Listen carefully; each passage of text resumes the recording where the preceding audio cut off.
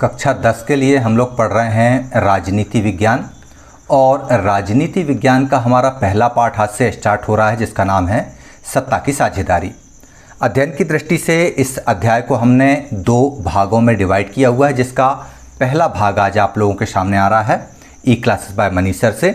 और इस पहले भाग के अंतर्गत हम सबसे पहले श्रीलंका और बेल्जियम का परिचय देखेंगे और फिर हम जानेंगे कि श्रीलंका और बेल्जियम ने अपने अपने देश में शासन व्यवस्था में जो कठिनाइयाँ आ रही थी, सत्ता के संचालन में जो दिक्कत आ रही थी, उनसे कैसे निपटा। लेकिन इस सारी चीज़ को हम पढ़ें उसके पहले हमको इसके टॉपिक पे जाना जरूरी है। हमारे इस अध्याय का नाम है सत्ता की साझेदारी।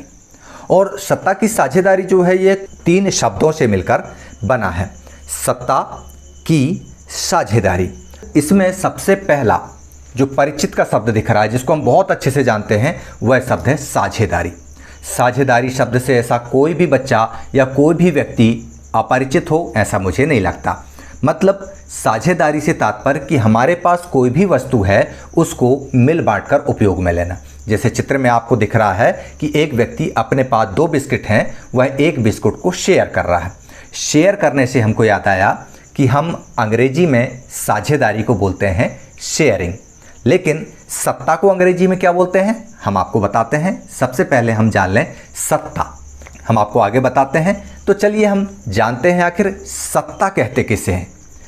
सबसे पहले जब हम सत्ता की बात करते हैं तो हमारे दिमाग में आता है एक सिंहासन। सिंहासन मतलब जिस पर बैठकर सत्ता संभाली जाती है, जिस पर बैठकर सत्ता की शक्ति का प्रयोग किया जाता है। तो इस तरह से आपके दिमाग में थोड़ा थोड़ा ये तो समझ में आ गया कि सत्ता की साझेदारी मतलब सिंहासन की शक्तियों का बंटवारा कर देना। ये कैसे होता है, क्या होता है, इसको हम आगे समझें उसके पहले जान लें हम सत्ता कहते किसे हैं। आपको स्क्रीन पर दिख रहा है सत्ता लिखा हुआ और यहाँ पर दिख रहा है आपको ये भारत का मानचित्र। चूँकि हम लोग हिंदी मीडियम के स्टूडेंट हैं, हिंदी माध्यम से हम इस किताब को पढ़ रहे हैं। इस किताब में राजनीति विज्ञान का पहला अध्याय जिसका नाम है सत्ता की साझेदारी। लेकिन अगर हम हमारे अंग्रेजी माध्यम के मित्र की यही किताब उठा के देखें तो इस पाठ का नाम आपको मिलेगा पावर शेयरिंग। क्या नाम मिलेगा? Power sharing. शेयरिंग शब्द तो हमारी समझ में आ गया, शेयरिंग मतलब साझेदारी। लेकिन ये जो शब्द आया है पावर, ये हमको कंफ्यूज करता है। क्यों कंफ्यूज करता है? क्योंकि जब हम डिक्शनरी में पावर शब्द का अर्थ ढूंढते हैं तो हमको उसका अर्थ मिलता है शक्ति, लेकिन हम तो पढ़ रहे हैं सत्ता। तो फिर सत्ता को शक्ति के पर्यायवाची के रूप में अंग्रेजी माध्यम में क्यों दर्शाया जा रहा है? तो उसका कारण है, अगर हम सत्ता के अर्थ में जाएंगे तो हमको पावर शब्द सत्ता के संदर्भ में प्रयोग किया जाना ठीक लगता है। जैसे कि साधारण रूप से सत्ता वह आचरण है जिसके आधार पर कोई भी व्यक्ति अपनी शक्ति का प्रयोग जनता पर करता है। ये समझ में आ गया? अब यहाँ पर आप लोग देखिए कि सत्ता सामान्य तौर पर वह आचरण है जिसके आधार पर कोई भी व्यक्ति जो इस सिंहासन पर बैठेगा, जिसको सत्ता की ताकत प्राप्त होती है, वह व्यक्ति सत्ता की शक्ति का प्रयोग करता है। लेकिन शक्ति सत्ता नहीं होती है, ये आपकी समझ में आ गया। तो सत्ता जो है शक्ति का संस्थागत रूप है और इस संस्थागत को विधिक स्वरूप देता है हमारे देश का संविधान। और यह तब उत्पन्न होती है जब शासक और शासित के बीच में संबंध स्थापित होता है। मतलब सत्ता जो है शासन करने की शक्ति होती है, वह पावर जिसके माध्यम से एक राजा अपनी संवैधानिक शक्तियों का प्रयोग जनता को उसके अधिकार और कर्तव्यों के संदर्भ में तथा देश के कल्याण के लिए करता है। तो ये बात समझ में आ गई। अब पिछली कक्षा का आप लोग याद कीजिए कि सत्ता का सर्वश्रेष्ठ स्वरूप आपको कौन सा बताया गया था? सत्ता का सर्वश्रेष्ठ स्वरूप बताया गया था लोकतंत्र। हमने 9वीं क्लास की जब राजनीति विज्ञान पढ़ी और पूरी किताब पढ़ के पलट दी, तब हमने देखा था कि सत्ता का सर्वश्रेष्ठ स्वरूप लोकतंत्र होता है, ना कि राजतंत्र, कुलीन तंत्र या कोई अन्य तंत्र। तो सत्ता के स्वरूप में सत्ता का जो लोकतांत्रिक स्वरूप होता है वह होता कैसा है? क्या उसमें सत्ता की साझेदारी की जाती है? चलिए देखते हैं। यहाँ पर आपको स्क्रीन पर समझ में आ गया होगा कि सत्ता के लोकतांत्रिक स्वरूप के 3 भाग होते हैं। एक होता है विधायिका, दूसरा होता है कार्यपालिका और तीसरा होता है न्यायपालिका। तो लोकतांत्रिक व्यवस्था में सत्ता की सारी ताकत किसी एक अंग, मतलब ना तो विधायिका के पास, ना कार्यपालिका, ना न्यायपालिका, बल्कि सारे अंगों में इसकी ताकत पूरे विवेक के साथ विकेंद्रित कर दी जाती है और इससे लोकतंत्र की ताकत में इजाफा होता है और लोकतंत्र का कामकाज सुचारू रूप से चलता है। पहले 3 अध्यायों में हम सत्ता के बंटवारे पर जो सोच विचार है उसी को पढ़ेंगे क्लास 10th में। चलिए सत्ता की साझेदारी अध्याय को हम आरंभ करते हैं। आरंभ करते समय जैसा कि आपको बताया सत्ता की साझेदारी, अब आपके दिमाग में ये आ रहा होगा साझेदारी का मतलब होता है बांटना, हमारी चीज़ का बंटवारा करना। तो क्या सत्ता की साझेदारी का मतलब सत्ता के टुकड़े करना होता है? चलिए हम इसको देखते और समझते हैं कुछ उदाहरणों के माध्यम से। अंग्रेजी का पावर, जिसका हिंदी में अर्थ होता है शक्ति, लेकिन जब हिंदी माध्यम में हम पढ़ते हैं तो वह कहला जाता है सत्ता। लेकिन सत्ता एक्चुअल में इस शक्ति के कानूनी रूप से प्रयोग की बात करता है। मतलब सत्ता वह आचरण है जिसके द्वारा कोई भी व्यक्ति शक्ति का प्रयोग संस्थागत और विधिक रूप से करता है। ये बात हमारी समझ में आई। लेकिन फिर सवाल उठता है कि यदि सत्ता का बंटवारा करना है तो इसका मतलब क्या हुआ? इसका मतलब ये हुआ कि सत्ता के टुकड़े कर देना। इन्हीं सब बातों को हम इस अध्याय में देखेंगे और समझेंगे। मैं हूं मनीष शंकर तिवारी और आप लोग देखना शुरू कर चुके हैं ई क्लासेस बाय मनीष सर। इस अध्याय में हम बेल्जियम और श्रीलंका की 2 कथाओं को उठाएंगे और दूसरे भाग में जब हम आएंगे तो लेबनान का किस्सा देखेंगे। तो चलिए सबसे पहले हम देखते हैं बेल्जियम और श्रीलंका 2 देश हैं। बेल्जियम यूरोप का एक देश है और श्रीलंका एशिया महाद्वीप का एक देश है। बेल्जियम का नाम आप लोगों ने पहले कभी सुना है क्या? यदि आप ना कहेंगे तो इसका मतलब ये हुआ कि आपने अभी तक इतिहास की किताब ना तो खोली है और ना ही ई क्लासेस बाय मनीष सर के इतिहास के वीडियो आपने देखे हैं। यदि आपने उन वीडियोस में देखा होगा या उस किताब के पन्ने पलटे होंगे इतिहास के पहले अध्याय के, तो आपने देखा होगा कि यूरोप में राष्ट्रवाद का उदय के दौरान ब्रसेल्स नाम का एक जो स्टेट था उसने the United Kingdom of Netherland से अपने आप को मुक्त कर लिया था और वही ब्रसेल्स अन्य राज्यों को अपने साथ मिला करके बेल्जियम नाम का राष्ट्र राज्य बना। जी हाँ, इसी बेल्जियम की हम बात करेंगे और बात करेंगे श्रीलंका की। चलिए देखते हैं। बेल्जियम और श्रीलंका 2 देश हैं। जैसा कि मैंने आपको बताया कि ये नक्शा बेल्जियम का है और ये नक्शा श्रीलंका का है। श्रीलंका के नक्शे से तो आप लोग भली भांति परिचित होंगे, इसको बताने की ज़रूरत है ही नहीं है। चलिए सबसे पहले हम बेल्जियम का परिचय हासिल कर लेते हैं कि आखिर बेल्जियम है कहाँ, ये रहता कहाँ है और इसके अंदर कौन कौन रहता है। तो बेल्जियम रहता कहाँ है? बेल्जियम रहता है यूरोप में और यूरोप का ये बहुत छोटा सा देश है। इसको अगर हम देखना भी चाहें ना तो मैग्नीफाइंग लेंस से इसको हमको देखना पड़ेगा कि ये यहाँ पर स्थित है। ये दिख रहा है आपको 3 रंग में, ये काला सा रंग, और ये दिख रहा है आपको लाल रंग, और ये दिख रहा है आपको पीला रंग बीच में। जर्मनी का झंडा के जो 3 रंग है सेम, काला, लाल और पीला, ये कैसे क्षैतिज में है, आड़े में है, और ये खड़े में है। बेल्जियम का ये छोटा सा आपको यहाँ पर ये दिखाई दे रहा है। तो इस बेल्जियम की हम बात करने जा रहे हैं। इस बेल्जियम की अगर हम क्षेत्रफल की बात करें तो यह हमारे हरियाणा राज्य से भी छोटा है क्षेत्रफल में। और इस बेल्जियम की सीमाओं की अगर हम बात करते हैं तो थोड़ा बड़ा करके हम इसको देखेंगे तो ये आपको दिख रहा है बेल्जियम एक छोटा सा राष्ट्र राज्य है। इसके एक तरफ फ्रांस, इधर लग्जमबर्ग, जर्मनी, नीदरलैंड जिससे मुक्त हुआ था, और इस तरफ यूनाइटेड किंगडम के द्वीप समूह स्थित हैं। तो इस तरह से बेल्जियम यूरोप में स्थित है। ये हमने देख लिया बेल्जियम का एड्रेस, पता देख लिया। अब इस पते में हम देखते हैं कि इसके अंदर कौन रहता है। तो इसकी जो आबादी है वह हरियाणा से भी कम है, मतलब लगभग आधी, मान लो 1 करोड़ से थोड़ी ज़्यादा है, और हरियाणा की आबादी तो बहुत ज़्यादा है, 2-2.5 करोड़ के आसपास हरियाणा की आबादी है। लेकिन इस छोटे से देश की जातीय बुनावट इतनी जटिल है कि यहाँ के लोग आपस में बड़े लड़ मर रहे थे। यहाँ के लोगों के बीच में समन्वय नाम की चीज़ ही नहीं बन पा रही थी। तो आखिर इनमें ऐसा था क्या? चलिए देखते हैं। बेल्जियम की सामाजिक और आर्थिक स्थिति को। तो यहाँ पर सबसे पहले हम यहाँ के निवासियों की स्थिति देख लें। तो ये आपको बेल्जियम का नक्शा दिख गया। बेल्जियम के नक्शे में जो ये ऊपर का उत्तरी भाग है इसको बोलते थे फ्लेमिश इलाका, और ये जो दक्षिणी भाग है इसको बोला जाता था वेलोनिया क्षेत्र। देश की कुल आबादी का 59% एरिया जो था वह फ्लेमिश एरिया में था। फ्लेमिश इलाके में सबसे ज़्यादा जनसंख्या रहती थी और ये लोग डच भाषा का प्रयोग करते थे। याद रखिएगा, सबसे ज़्यादा जनसंख्या कहाँ रह रही है? 59% जनसंख्या रह रही है कहाँ?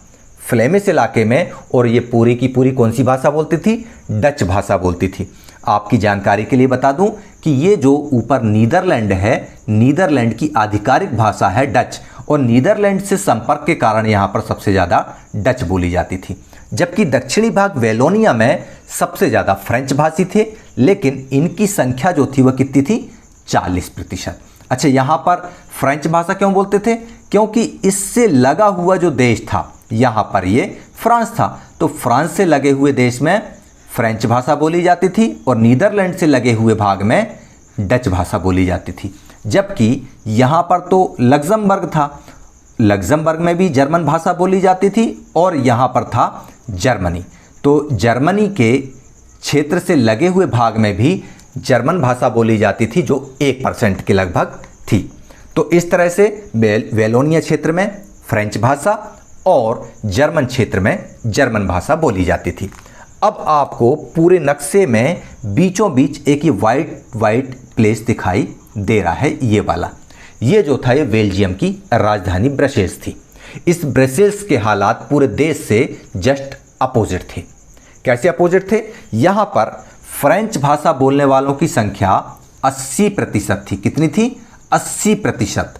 और डच भाषा बोलने वालों की संख्या केवल 20% थी। डच भाषा बोलने वाले पूरे देश में तो सबसे ज़्यादा थे, लेकिन राजधानी में इनकी संख्या कम थी। तो ये हो गई इनकी जनसांख्यिकी, मतलब संख्या की बात।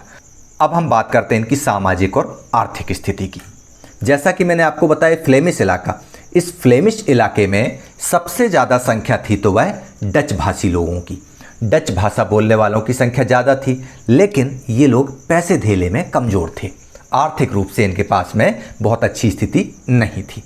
जबकि दक्षिणी भाग जो वेलोनिया था, ये जो आपको जंप करता हुआ दिखाई दे रहा है, ब्लिंक करता हुआ, यहाँ पर फ्रेंच भाषा बोलने वाले लोग रहा करते थे। और मैंने बताया ना कि यहाँ पर इनकी संख्या कम थी। संख्या में ये लोग जरूर कम थे, लेकिन पैसे धेलों में बहुत अमीर लोग थे ये। तो इस तरह से बेल्जियम की स्थिति आपकी समझ में आ गई कि जिनकी संख्या ज़्यादा थी वे गरीब थे और जिनकी संख्या कम थी वे अमीर थे। अब इस स्थिति की वजह से क्या हुआ, 1950 और 1960 के दशक में, आज से कितने साल पहले? आज से लगभग 80-90 वर्ष पूर्व की हम बात कर रहे हैं। यहाँ पर फ्रेंच बोलने वाले और डच बोलने वाले लोगों के बीच में झगड़ा होने लगा, तनाव बढ़ने लगा। तनाव किस बात का? कि इस बेल्जियम में हम राज करेंगे, हमारी सत्ता होगी। डच भाषी बोलते हमारी संख्या ज़्यादा है, यहाँ पर हमारी सत्ता होगी। लेकिन सबसे ज़्यादा तीखा टकराव कहाँ दिखाई देता? ब्रसेल्स में। ब्रसेल्स में चूँकि फ्रेंच भाषा बोलने वालों की संख्या ज़्यादा थी, तो ब्रसेल्स में यह टकराव हमको ज़्यादा दिखाई देता था। तो ये हमको बेल्जियम की स्थिति दिखाई दी। ऐसी ही स्थिति एक अन्य देश में थी जिसका नाम है श्रीलंका। श्रीलंका की सबसे पहले भौगोलिक स्थिति की बात करें तो यह देश भारत के दक्षिण में यहाँ स्थित है। श्रीलंका एक द्वीपीय देश है जो कि हमारे भारत के राज्य तमिलनाडु के दक्षिणी छोर पर कुछ किलोमीटर दूर स्थित है ये यहाँ पर। और इसकी आबादी जो है वह लगभग 2 करोड़ है और हमारे हरियाणा की आबादी भी 2 करोड़ ही है। मतलब आबादी के हिसाब से श्रीलंका हरियाणा के बराबर फिट बैठता है। तो ये हो गई श्रीलंका की भौगोलिक स्थिति। चलिए अब हम श्रीलंका की सामाजिक और धार्मिक स्थिति को जान लेते हैं। तो चलिए हम जानते हैं श्रीलंका की सामाजिक और धार्मिक स्थिति को। श्रीलंका में कई जातीय समूह निवास किया करते थे। इन जातीय समूहों में सबसे बड़ा समूह था सिंहलियों का, जिसकी संख्या थी 74%। दूसरे नंबर पर आते थे तमिल, श्रीलंकाई तमिल, जिनकी संख्या थी 13% और भारतीय तमिल, इनकी संख्या थी 5%। ये दोनों मिलकर हो जाते थे 18%। अब आपके दिमाग में आ रहा होगा कि श्रीलंका में भारतीय तमिल आखिर कहाँ से पहुँच गए। तो आपको बता दूं कि जब भारत में अंग्रेज़ों का शासन था तो वो लोग श्रीलंका में चाय के बागान बनाया करते थे। तो चाय के बागान में मजदूरी करने के लिए भारत से तमिलनाडु से कुछ तमिल नागरिकों को ले जाकर श्रीलंका में मजदूरी कराई गई।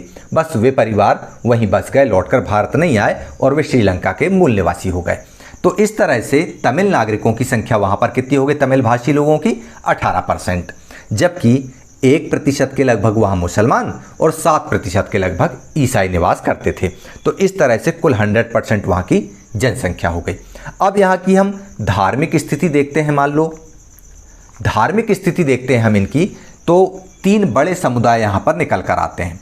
एक तमिल भाषी, एक सिंघली भाषी और एक ईसाई धर्म मानने वाले। तो तमिल भाषी लोग जो थे वे यहाँ निवास करते थे, जो रेड में आपको दिख रहा है और ग्रीन में। तो यहाँ पर जो श्रीलंकाई तमिल थे उनका इलाका उत्तर और पूर्वी प्रांत था, जबकि ये जो भारतीय तमिल थे ये बीच बीच में थोड़े थोड़े यहाँ पर बसे हुए थे जहाँ बागानों की स्थिति थी। जबकि सिंघली जो थे वे बौद्ध धर्म को मानने वाले थे और तमिल जो थे उनमें हिंदू भी थे और मुसलमान भी शामिल थे। और ईसाई धर्म को मानने वालों में तमिल भाषा बोलने वाले और सिंघली भाषा बोलने वाले दोनों तरह के लोग शामिल थे। तो इस तरह से श्रीलंका की जटिल सामाजिक संरचना आप लोगों ने देख ली। इस तरह से आप लोगों ने यूरोपीय देश बेल्जियम और भारत और एशियाई देश श्रीलंका दोनों की भौगोलिक स्थिति देखी, साथ में सामाजिक, जाति और धार्मिक स्थिति भी देख ली। मेनली आप लोगों ने दोनों जगह 2 चीज़ें पाई। भाषाई आधार पर विभाजन बहुत ज़्यादा बड़ा था। बेल्जियम में फ्रेंच और डच भाषा बोलने वालों के बीच में था तनाव ज़्यादा, तो यहाँ पर श्रीलंका में तमिल और सिंघली भाषी लोगों के बीच में स्थिति अनियंत्रित थी। लेकिन इस स्थिति के कारण क्या वास्तव में, जैसा कि हमने देखा कि 1950 और 60 के दशक में बेल्जियम में तनाव की स्थिति बनी, क्या श्रीलंका में भी यही स्थिति बनी? डेफिनेटली श्रीलंका में भी तनाव की स्थिति बन सकती थी। चलिए हम देखते हैं कि बेल्जियम के फ्रेंच और डच भाषा बोलने वाले लोग यदि आपस में झगड़ा करते और अपने लिए ज़्यादा सत्ता की मांग करते, ज़्यादा ताकत की मांग करते, तो बेल्जियम में क्या होता? और श्रीलंका में सिंघली भाषी लोग ये बोलते कि संख्या में हम ज़्यादा हैं, हमारी मनमानी चलेगी, तो श्रीलंका में क्या परिणाम हो सकता था? चलिए सबसे पहले हम इन परिणामों पर चर्चा कर लें कि यदि इनके बीच में तनाव होता है तो क्या होता। चलिए सबसे पहले हम देखते हैं बेल्जियम के बारे में। बेल्जियम में जैसा कि आपको बताया कि डच भाषा बोलने वालों की संख्या ज़्यादा थी, तो वे लोग फ्रेंच और जर्मन भाषी लोगों पर अपनी मनमानी थोप सकते थे, और जब वो ऐसा करते तो क्या होता? उनके बीच में लड़ाई बढ़ जाती। वो लोग आपस में सत्ता की चाबी को अपने पास रखने के लिए झगड़ा करते, तनाव इनमें बढ़ जाता था। इनमें तनाव बढ़ने की संभावना बहुत अधिक थी, और जब फ्रेंच और डच भाषी लोगों में तनाव बढ़ता तो इसका परिणाम ये होता कि देश 2 टुकड़ों में बंट सकता था। एक पक्ष डच वाला होता और दूसरा पक्ष फ्रेंच वाला होता, और जब ये देश दोनों भागों में बंट जाता तब इसकी राजधानी बनाने के लिए डच भाषी कहते कि ब्रसेल्स हमारी राजधानी होगी, फ्रेंच भाषी बोलते ब्रसेल्स हमारी भी राजधानी होगी, और इसकी वजह से यहाँ की स्थिति बहुत ही ज़्यादा खराब होने की संभावना थी। क्या श्रीलंका में भी ऐसा ही कुछ हो सकता था? जैसा हमने बेल्जियम में देखा कि डच भाषी और फ्रेंच भाषी आपस में झगड़ा करते और झगड़ा इतना बढ़ सकता था कि देश के टुकड़े भी हो जाते। चलिए हम देखते हैं श्रीलंका की स्थिति। क्या श्रीलंका में ऐसा होता? तो श्रीलंका में हमने आपको बताया कि सबसे ज़्यादा आबादी किसकी थी? सिंघलियों की। और जब सिंघलियों की आबादी वहाँ पे ज़्यादा थी तो डेफिनेटली ज़्यादा संख्या बल के कारण वे लोग अपनी मनमानी चलाते और तमिलों पर अपनी इच्छा वे थोप सकते थे। ये संभावना थी। संभावना ये थी कि बेल्जियम में डच भाषा बोलने वालों की संख्या ज़्यादा थी और श्रीलंका में सिंघली भाषा बोलने वालों की संख्या ज़्यादा थी। तो ये लोग ज़्यादा संख्या बल के कारण अपने से कम संख्या में बेल्जियम में फ्रेंच भाषा बोलने वालों को और श्रीलंका में तमिल भाषा बोलने वालों को दबा सकते थे और उन पर अपनी मनमानी थोप सकते थे। लेकिन क्या डच भाषी लोगों ने बेल्जियम में फ्रेंच भाषी लोगों को दबा दिया? क्या श्रीलंका में तमिल भाषी लोगों को डोमिनेट करके सिंहली भाषी लोगों ने अपनी मनमानी कर ली? चलिए देखते हैं इसी बात को। सबसे पहले शुरुआत करते हैं हमारे ही पड़ोसी देश श्रीलंका से। चलिए देखते हैं। तो चलिए चलते हैं श्रीलंका और देखते हैं श्रीलंका में बहुसंख्यकवाद। जैसा कि टाइटल से ही समझ में आ रहा है कि वहाँ सिंहलियों ने अपनी मनमानी कर ली होगी।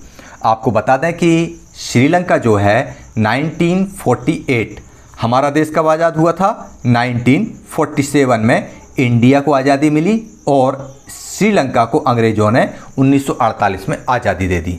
और जब आज़ादी दी तो श्रीलंका भी एक लोकतांत्रिक देश बना।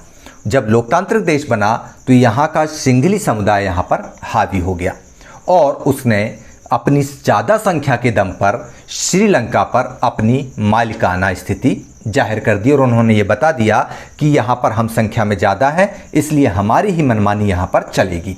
और अपनी मनमानी को कायम करने के लिए उन्होंने तमिलों के ऊपर जोर जुल्म करना शुरू कर दिया। चलिए देखते हैं इसके लिए इन्होंने क्या कदम उठाए। इन लोगों ने क्या किया? 1956 में एक कानून बनाया। किसने? सिंहली सरकार ने। चूँकि संख्या में ज़्यादा थे 74%, तो बहुमत से इनकी सरकार बन गई। और सरकार बन गई मतलब सत्ता की जो ताकत थी, सत्ता के द्वारा शक्ति प्रयोग करने की जो ताकत थी, वह सिंहलियों के हाथ में आ गई। और 1956 में इन्होंने सबसे पहले एक कानून पास किया कि सिंहली और तमिल दोनों ये डिमांड कर रहे थे कि हमारी जो भाषा है वह राजभाषा बने, लेकिन तमिल भाषियों की मांग को दरकिनार करके सिंहली भाषा को राष्ट्रभाषा का दर्जा दे दिया गया। और इस प्रकार श्रीलंका में सिंहली जो है वह राष्ट्रभाषा बन गई। परीक्षा में पूछ सकते हैं कि श्रीलंका की राजभाषा कौन सी थी, कौन सी है? तो उत्तर आएगा सिंहली। तो श्रीलंका में सिंहलियों ने बहुमत के दम पर पहला काम क्या कर लिया? जो तमिल भाषा थी उसको दरकिनार किया और सिंहली को राष्ट्रभाषा बना दिया। फिर दूसरे नंबर पर उन्होंने ऐसी नीतियां बनाई जिससे यूनिवर्सिटीज़ और सरकारी नौकरियों में सिर्फ और सिर्फ सिंहलियों को नौकरी मिलती थी, जबकि तमिल, मुस्लिम, ईसाई या अन्य कोई भी हो उसको जॉब नहीं मिल पाती थी। तो इस तरह से दूसरा पक्षपात यहाँ पर हुआ। और तीसरा इन्होंने जो सबसे बड़ा प्रावधान किया उसके अंतर्गत सरकार बौद्ध मत को संरक्षण देगी और बढ़ावा देगी। मतलब जो बौद्ध धर्म को मानने वाले हैं उनको प्राथमिकता दी जाएगी। और बौद्ध धर्म को कौन मानता था? सिंहली भाषी लोग। तो इस बात का तमिलों पर डेफिनेटली बुरा असर पड़ा होगा। जैसा कि चित्र में आपको दिख रहा है, कितने गुस्से में भरा हुआ वह व्यक्ति दिख रहा है। तो श्रीलंकाई तमिलों पर इसका गहरा असर पड़ा, उनकी नाराजगी बढ़ गई और शासन को लेकर उनको लगने लगा कि हम यहाँ पर पराये नागरिक हैं। बेगानापन उनको लगने लगा कि ये सरकार हमारी नहीं है, ये सिंहलियों की सरकार है और हमारे साथ भेदभाव करती है। उनको लगने लगा कि बौद्ध धर्म को मानने वाली जितनी भी सिंहलियों के नेतृत्व वाली पार्टियां हैं वे हम तमिलों की भाषा और संस्कृति को खत्म करना चाहती हैं। उनको ये लगा कि संविधान और सरकार की नीतियां ऐसी बन रही हैं जिससे हमको राजनीतिक अधिकार नहीं मिल सकते और नौकरियों तथा अन्य फायदों में भी उनके साथ भेदभाव किया जा रहा है। डेफिनेटली सिंहलियों द्वारा किए गए विभिन्न कार्यों से यह स्पष्ट हो गया था कि वे अपनी ज़्यादा संख्या के कारण कम संख्या वाले तमिलों पर अत्याचार कर रहे हैं। और इसका परिणाम ये हुआ कि तमिल और सिंहली समुदाय के बीच संबंध बिगड़ते चले गए। शुरुआत में जो श्रीलंका के जो तमिल लोग थे, विशेषकर श्रीलंकाई तमिल जो 13% थे, उन्होंने अपनी राजनीतिक पार्टियां बना ली और राजनीतिक पार्टी बनाकर उन्होंने सबसे पहली तमिल को राजभाषा बनाने की मांग की। इसके बाद उन्होंने कहा कि हमारे क्षेत्रों को जहां हमारी जनसंख्या ज़्यादा है उसको स्वायत्तता प्रदान की जाए। स्वायत्तता किसे कहते हैं यह हम आपको बता चुके हैं पिछले अध्यायों में। शिक्षा और रोजगार में समान अवसर तमिलों को दिए जाएं। इस बात को लेकर उन्होंने राजनीतिक पार्टियां बनाई और संवैधानिक तरीकों से वे इस बात की मांग करने लगे। लेकिन जब तमिलों की इस बात को डिनाई कर दिया गया, उनकी बात को इग्नोर कर दिया गया, नहीं माना गया, तब 1980 के दशक में उत्तर पूर्वी श्रीलंका में, यहाँ पर जो आपको नक्शे में लाल रंग में दिखाई दे रहा है, इस उत्तर पूर्वी श्रीलंका में स्वतंत्र तमिल ईलम बनाने के लिए राजनीतिक संगठन बनने लगे। ईलम का अर्थ होता है सरकार। ये आपसे 1 नंबर का सवाल पूछा जा सकता है कि ईलम का क्या अर्थ होता है। ईलम अर्थात हिंदी में सरकार। तो ये लोग ये मांग करने लगे कि जहाँ पर हमारी संख्या ज़्यादा है वहाँ पर हमारे अधिकार वाली सरकार बने, जिसको हम तमिल ईलम कहेंगे। लेकिन जब ये बात नहीं मानी गई, लगातार इन बातों को नकार दिया गया, तब श्रीलंका में इन दोनों समुदायों के बीच टकराव बढ़ने लगा और यह टकराव बढ़ते बढ़ते इतना भयंकर हो गया कि यह गृह युद्ध के रूप में सामने आ गया। और इस गृह युद्ध का परिणाम यह हुआ कि हजारों लोग मारे गए, अनेक परिवारों को अपना देश छोड़कर भागना पड़ा और शरणार्थियों के रूप में जीवन जीना पड़ा। और सबसे बुरी बात यह हुई और देश में ही रहने वाले कई गुना लोग रोजी रोटी से वंचित हो गए, उनके रोजी रोजगार चौपट हो गए। ये स्थिति श्रीलंका की हमको दिखाई दी। तो क्या अब आपके दिमाग में ये सवाल आ रहा होगा कि क्या श्रीलंका में ये गृह युद्ध अभी भी जारी है? क्या श्रीलंका में यह गृह युद्ध अभी भी जारी है? यदि ये सवाल आपके दिमाग में आ रहा है तो इसका मतलब ये है कि आपने अच्छे से सामाजिक विज्ञान नहीं पढ़ा है, क्योंकि अर्थशास्त्र को पढ़ते समय हमने देखा था कि हमारा पड़ोसी देश श्रीलंका ह्यूमन इंडेक्स में अच्छी पोजीशन पर है, आर्थिक विकास में भी वहां पर अच्छी स्थिति बन रही है और दुनिया के अग्रणी देशों में धीरे धीरे करके श्रीलंका शामिल होता जा रहा है। हालांकि गृह युद्ध से उस देश के हालात काफ़ी ज़्यादा बिगड़ गए थे, लेकिन सन 2009 में नॉर्वे की सहायता से वहां पर तमिलों के जो हिंसक संगठन थे उनका पूरी तरह से सफाया कर दिया गया और श्रीलंका में सन 2009 में गृह युद्ध की समाप्ति हो गई और उसके बाद श्रीलंका लोकतांत्रिक देश के रूप में विकास के पथ पर अग्रसर है। ये तो थी श्रीलंका की कहानी। अब हम देखते हैं बेल्जियम ने अपनी समस्या से निपटने के लिए क्या रास्ता अपनाया। चलिए देखते हैं। जिस तरह से संख्या में अधिक होने के कारण श्रीलंका में सिंहलियों ने अपनी मनमानी की, क्या बेल्जियम में भी डच भाषी लोगों ने अपनी संख्या का घमंड दिखाया? क्या बेल्जियम में भी गृह युद्ध भड़का? चलिए देखते हैं।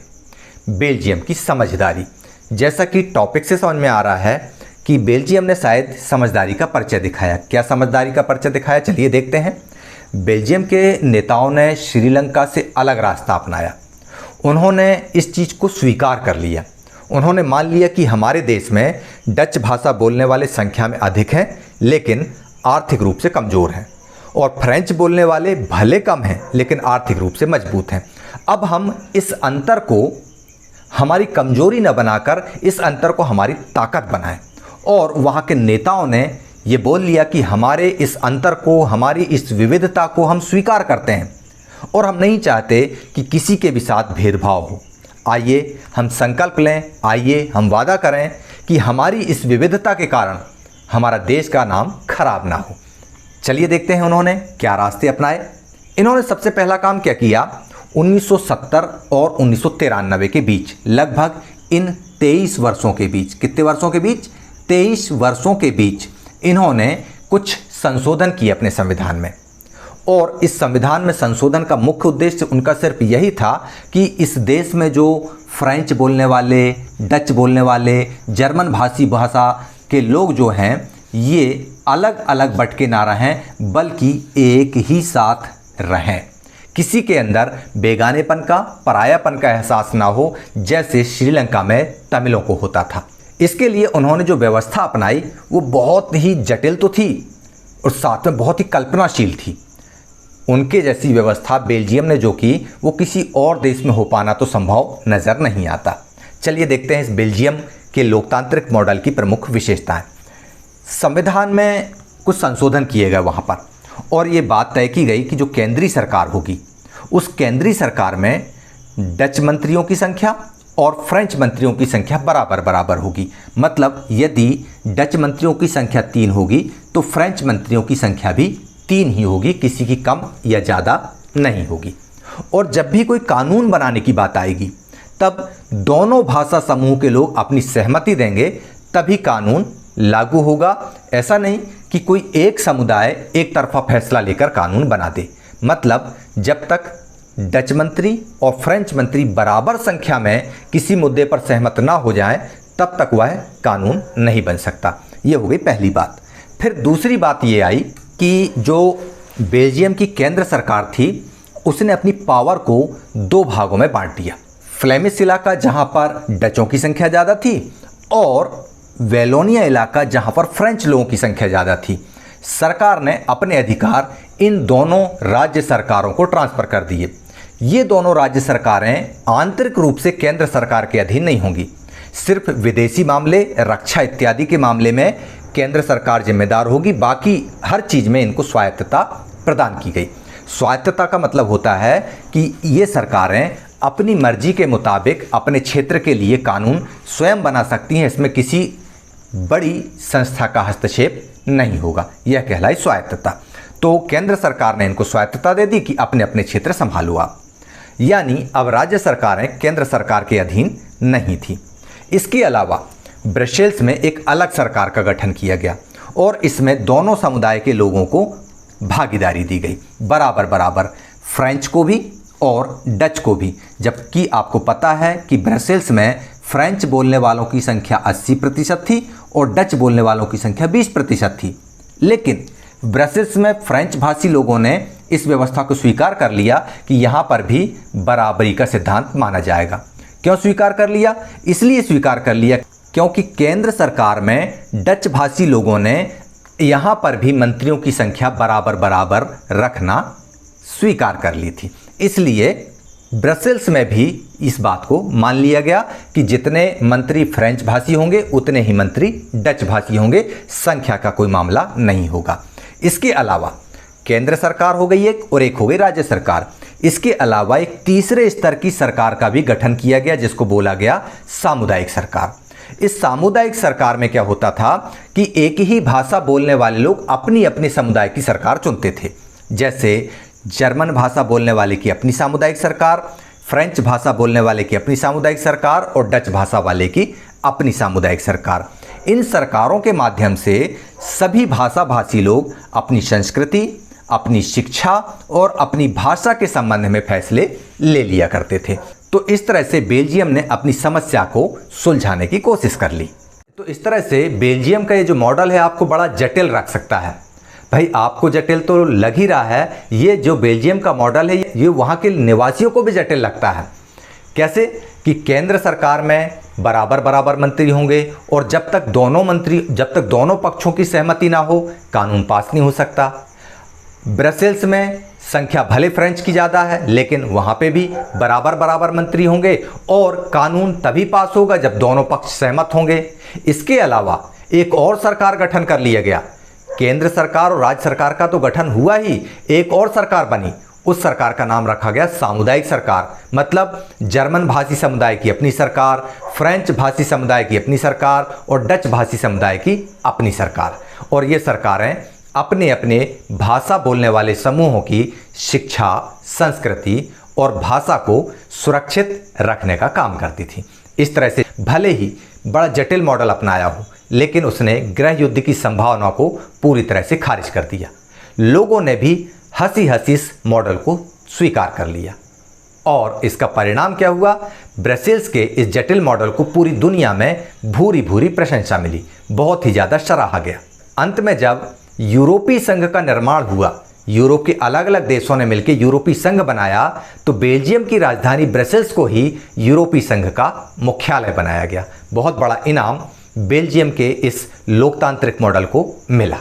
तो चलिए अध्याय के अंत में हम देखते हैं कि श्रीलंका और बेल्जियम के इस मॉडल से, इस कथा से हमको क्या शिक्षा मिलती है। बेल्जियम और श्रीलंका की इन कथाओं से हमको क्या शिक्षा मिलती है, तो हम एक एक करके पॉइंट डिस्कस करेंगे। सरकार के स्तर पर अगर हम बात करें तो बेल्जियम की सरकार हो या श्रीलंका की सरकार, दोनों जगह पर शासन व्यवस्था लोकतांत्रिक थी।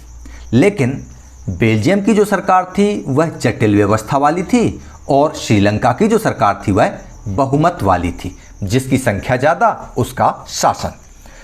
नागरिकों के अवसर की बात करें तो आपको पता है कि लोकतांत्रिक सरकारों में वही सरकार सफल मानी जाती है जो नागरिकों को समान अधिकार देती है, किसी भी नागरिक में भेदभाव नहीं करती है। इस मामले में बेल्जियम ने अच्छा काम किया। वहाँ पर सभी नागरिकों को बराबर के राजनीतिक अधिकार प्रदान किए गए। भले ही किसी भी क्षेत्र में किसी भी की संख्या कम या ज़्यादा रही हो, उन्होंने सबको बराबर रखा, किसी के साथ भेदभाव नहीं किया। जबकि श्रीलंका में सिंघलियों ने अपनी ज़्यादा संख्या के दम पर अल्पसंख्यक तमिलों को दबाना चाहा, उन पर अपनी इच्छा थोपनी चाहिए। सत्ता में भागीदारी के अगर हम पॉइंट पर देखें जाके, तो बेल्जियम ने अपने सभी नागरिकों को सत्ता में भागीदारी दी, मतलब अपनी सत्ता में साझेदारी दी, जबकि श्रीलंका में सत्ता में किसी की साझेदारी नहीं थी। जिनकी संख्या ज़्यादा थी उनकी सत्ता थी, जबकि तमिलों को सत्ता से बाहर का रास्ता दिखाया गया।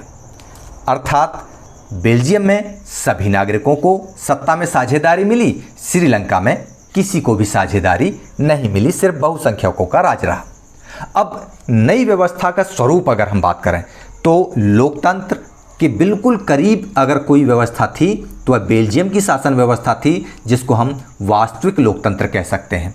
जबकि श्रीलंका में जो बहुसंख्यक आधारित लोकतंत्र था, उसकी वजह से लंबे समय के बाद वर्ग संघर्ष की स्थिति बन सकती थी और वह बनी भी। अंतिम परिणाम की अगर हम बात करें तो बेल्जियम ने सत्ता में साझेदारी करके एक समझदारी का परिचय दिया और गृह युद्ध की स्थिति को पूर्णतः समाप्त कर दिया, जबकि श्रीलंका ने तमिलों को सत्ता में साझेदार न बनाकर गृह युद्ध को न्योता दे दिया और श्रीलंका में इस गृह युद्ध के परिणाम स्वरूप बहुत ही ज़्यादा खराब स्थिति हो गई।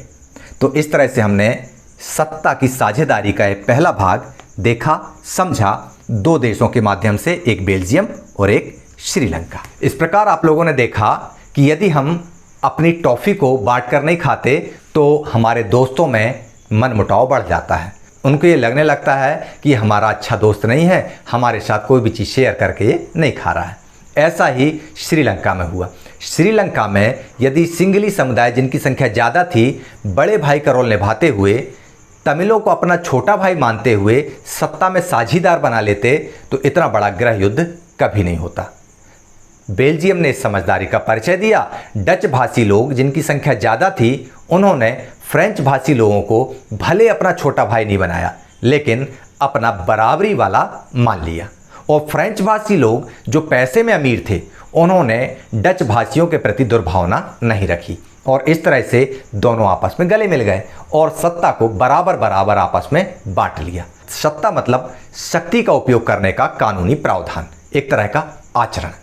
आज हमने सत्ता की साझेदारी का पहला भाग देखा और बहुत अच्छे से समझ लिया कि अगर हम हमारे देश के नागरिकों को सत्ता में हिस्सेदारी नहीं देंगे तो देश में गृह युद्ध छिड़ सकता है। इसके अपोजिट यदि हम हमारे देश के नागरिकों को सत्ता में हिस्सेदारी देते हैं, उनको समान राजनीतिक हक देते हैं, तो देश प्रगति के पथ पर जाता है और पूरी दुनिया उसको स्वीकारती है। जैसे बेल्जियम के ब्रसेल्स में सारे यूरोप ने अपने संगठन का मुख्यालय बनाकर उसको स्वीकार किया। इस तरह से हम लोगों ने सत्ता की साझेदारी का पहला भाग देखा, समझा और जाना। भाग 2 के लिए आप लोग तैयार रहिए। मैं चलता हूँ सेकंड पार्ट को कंप्लीट करने के लिए। आप लोग देखते रहिए ई क्लासेस बाय मनीष सर। जय हिंद, जय भारत।